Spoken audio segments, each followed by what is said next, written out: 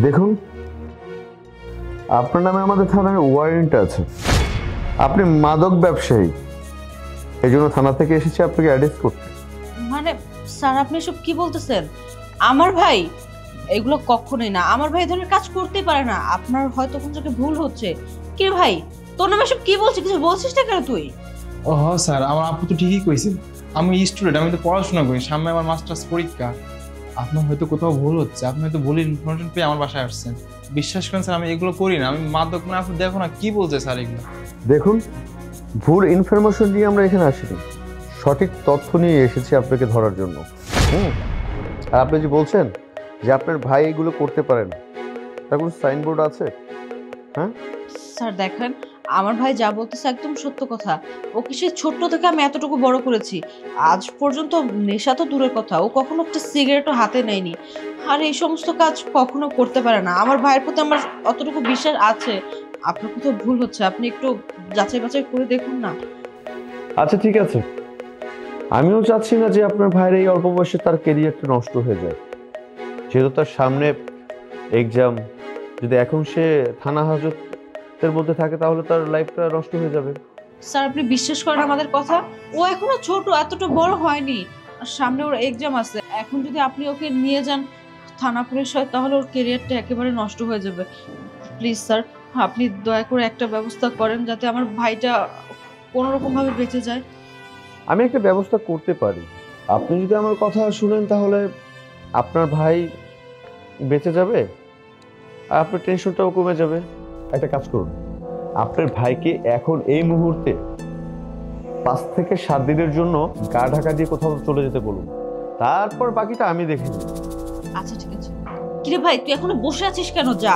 আর sir যে কথা বললো 7 দিনের আগে তুই বাড়িতে আসবি না। দরকার হয় তুই ঢাকা শহরের বাইরে কোথাও একটা চলে যা। সময় মতো আমি তোকে ফোন করে ডেকে নিব, টাকা পয়সা আমি তোকে দিয়ে দিচ্ছি। তুই যা প্লিজ ভাই, যা। ঠিক আছে আমি যাই স্যার, আমি যাই। স্যার এখন বলেন আমাকে কি করতে হবে? দেখুন, আমি একটা সুযোগ দিতে পারি, তাহলে আপনার ভাইকে আর কখনো জেল হাজতে যেতে হবে না। যদি আপনি আমার কথাটা শুনেন বা আমার কথায় রাজি থাকেন তাহলে। আপনি বলেন না আমাকে কি করতে হবে। আমার ভাইকে বাঁচানোর জন্য আমি সবকিছু করতে পারি, শুধু আমার ভাইটাকে ছেড়ে দিন। তেমন কিছু করতে হবে না, আপনি শুধু জাস্ট আমার সঙ্গে কিছুটা সময় দিবেন, তাই তো? মানে আপনার সাথে সময় দিতে হবে? কেন আপনার সাথে আমি সময় দিতে যাব? কিছু পেতে হলে কিছু দিতে হয়। আমি আপনার ভাইকে বাঁচিয়ে দিচ্ছি, আর এখন যদি আপনি আমাকে একটু পার্সোনালি সময় না দেন তাহলে আপনার ভাইকে বাঁচাবো কিভাবে? আচ্ছা ঠিক আছে, আপনি যদি না চান তাহলে আমি থানায় ফোন করে দিচ্ছি, আপনার ভাইকে ধরে নিয়ে যাবেন, সমস্যা নেই। দেখুন, আমি যতটুকু জানি আইনের লোক জনগণের সেবা করে। আর আপনি কিনা সেই আইনের লোক হয়ে আমার দুর্বলতার সুযোগ নেওয়ার চেষ্টা করছেন, এটা কিন্তু একদমই ঠিক না। আচ্ছা ওকে, ঠিক আছে, যদি এটা ঠিক না থাকে তাহলে যেটা ঠিক হয় সেটাই আমি করছি। আমি উঠি। আরে রাগ করছেন কেন? আমার কথা একটু শোনেন। আমি আপনার কথা মতো রাজি, চলেন। তাহলে চলুন রুমে যাওয়া যাক।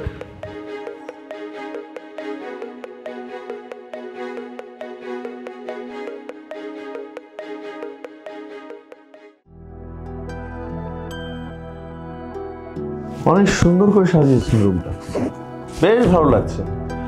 আরো বেশি ভালো লাগছে আপনার মতো এমন একটা সুন্দরীকে কাছে পেয়েছি, আদর করব, আরো বেশি ভালো লাগবে। চলুন না বসি। চিন্তা করবেন না, আপনার ভাইকে আর কখনোই পুলিশ ধরবে না, শুধু আমি আপনাকে এইভাবে ধরবো। ওয়েট, তার আগে বলুন, আপনি কি আমার সম্বন্ধে ভালো করে জানেন আমি কে? জানবো না কিসের জন্য? আপনি হচ্ছেন আমার আসামির বোন, যাকে আমি পালিয়ে যাওয়ার জন্য সাহায্য করেছি, আর তার বিনিময়ে আপনার রুমে আমাকে নিয়ে এসেছেন একটু মজা করার জন্য। হ্যাঁ, আপনি একদম ঠিক ধরেছেন। আমি একজন আসামির বোন, কিন্তু আসামির বোনের পিছনেও আমার আরেকটা পরিচয় আছে। তো শুনি আসামির বোনের বাইরের পরিচয়টা।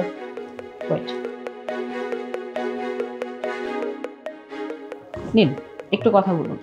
কার সঙ্গে কথা বলবো? কথা বলুন না, তারপর বুঝতে পারবেন ফোনের মানুষটি আসলে কে। আগে কাজটা শেষ করি, তারপর না হয় কথা বলবো। আপনি কথাটা আগে শেষ করুন। কে? কথা বলেই দেখুন কে। হ্যালো,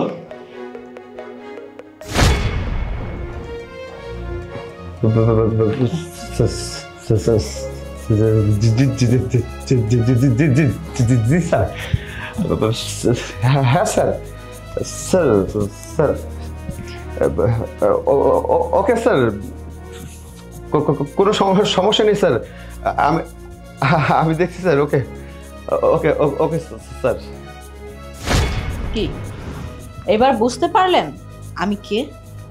জি ম্যাডাম, ম্যাডাম আমি বড় একটা ভুল করে ফেলেছি, আপনার কাছে ক্ষমা চাচ্ছি। প্লিজ আপনি স্যারকে বলবেন আমার চাকরিটা বাঁচান। ঠিক আছে, একটাবার, লাস্ট একটাবার আমি আপনাকে সুযোগ দিলাম, আপনি আপনাকে শুধরিয়ে নিন। এই যে আপনার পরনে যে পুলিশের ড্রেসটা না, এই ড্রেসটাকে সম্মান করতে শিখুন। ওকে, আমি তাহলে আসি ম্যাডাম। হ্যাঁ, আসসালামু আলাইকুম।